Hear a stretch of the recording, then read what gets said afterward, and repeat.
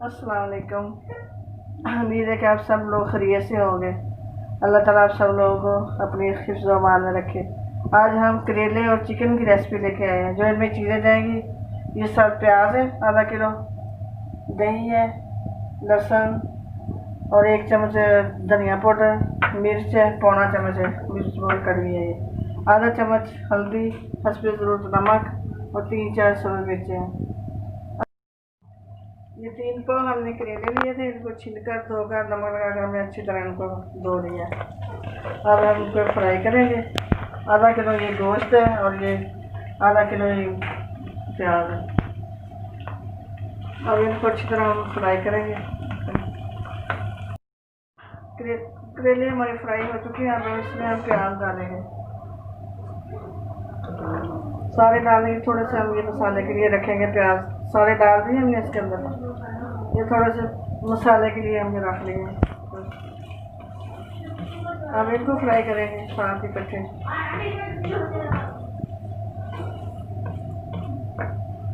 ये मिर्चें भी हम साथ डालें।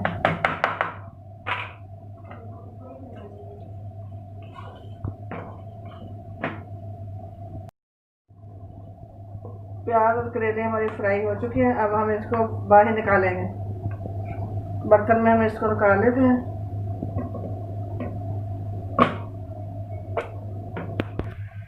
अब हम मसाला बनाने के लिए ये प्याज डालें, इसमें हम गोश्त भूनेंगे। प्याज हमारा फ्राई हो गया, हम इसमें गोश्त डालकर इसको फ्राई करेंगे।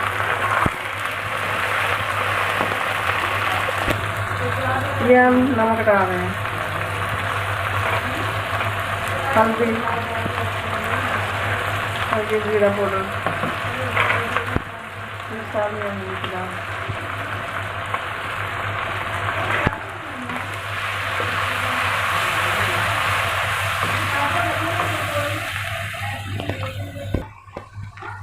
आधा दही हम डालेंगे, ये भून जाएगा।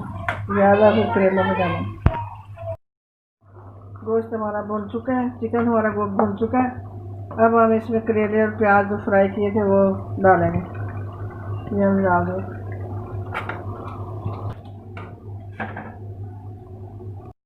सारा हमारा भुन चुका है। हम इसको अब हमने ये डाला है, थोड़ा सा गोश्त कच्चा, इसको हम दम पे लगाएंगे और ये पक जाएगा आहिस्ता आहिस्ता।